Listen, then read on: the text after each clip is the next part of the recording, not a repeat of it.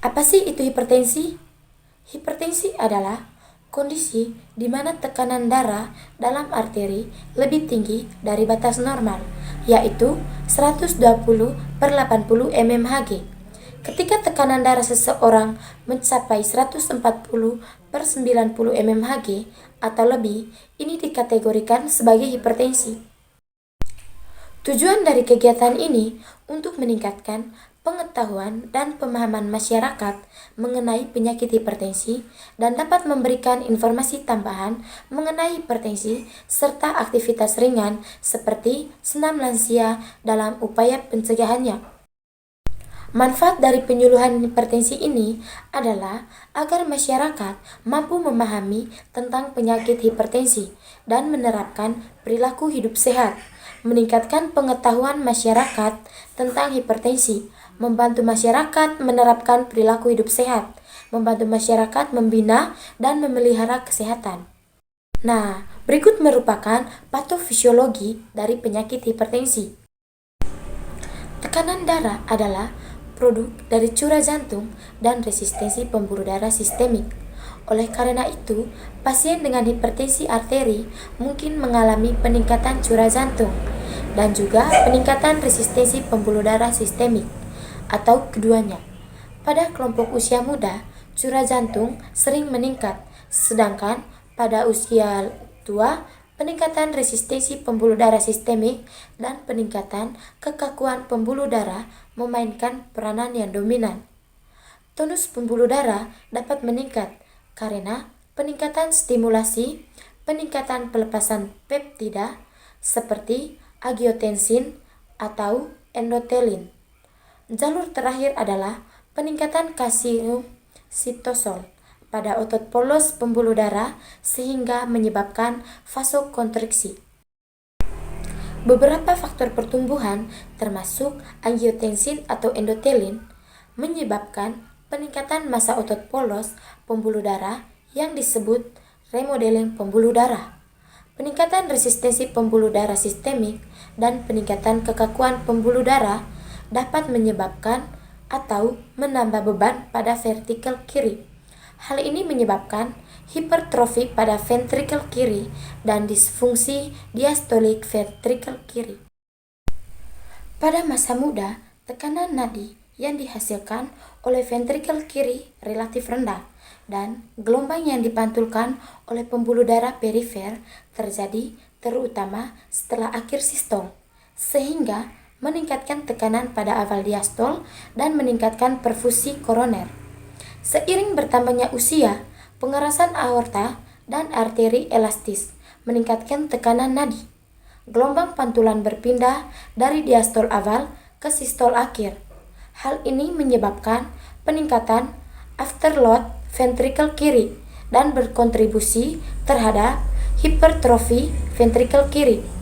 Perlebaran tekanan nadi seiring bertambahnya usia merupakan prediktor kuat penyakit jantung koroner. Sistem saraf otonom berperan penting dalam pengendalian tekanan darah. Pada pasien hipertensi, peningkatan pelepasan dan peningkatan sensitivitas perifer terhadap norepinefrin dapat ditemukan. Selain itu, ada peningkatan respon terhadap rangsangan stres.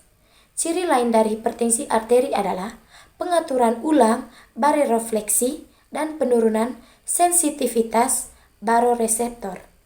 Sistem renin, angiotensin terlibat, setidaknya dalam beberapa bentuk hipertensi. Sistem renin, angiotensin terlibat dalam beberapa bentuk hipertensi, atau misalnya hipertensi renovaskular, dan ditekan dengan adanya hiperladoterisme primer.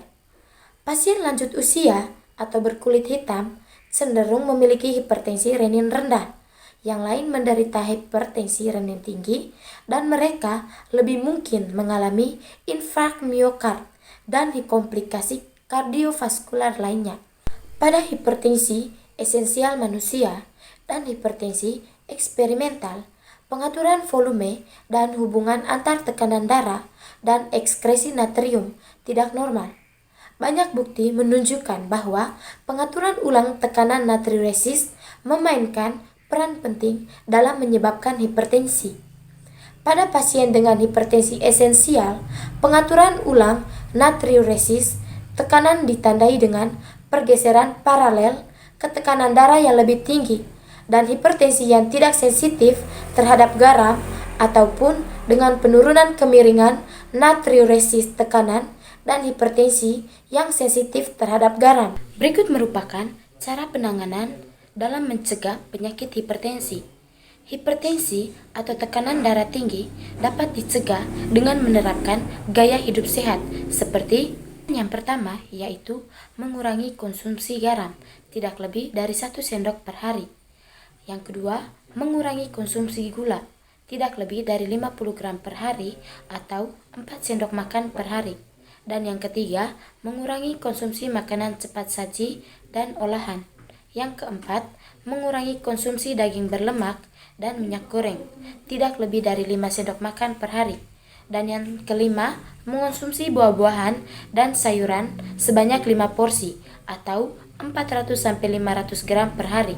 Penanganan yang keenam, yakni mengonsumsi ikan setidaknya 3 kali dalam seminggu. Yang ketujuh, mengonsumsi kopi tanpa gula, teh hijau, atau teh hitam. Yang kedelapan, menghindari kebiasaan merokok dan paparan asap rokok. Yang kesembilan, menghindari konsumsi alkohol. Kesepuluh, melakukan aktivitas fisik teratur, minimal 30 menit setiap hari atau 150 menit per minggu. Yang ke-11, mempertahankan berat badan ideal. Yang ke-12, mengatur pola makan yang sehat. Penanganan yang ke-13 yaitu istirahat yang cukup, dan yang terakhir mengelola stres dengan baik. Begitu banyak penanganan yang bisa kita lakukan untuk mencegah terjadinya penyakit hipertensi.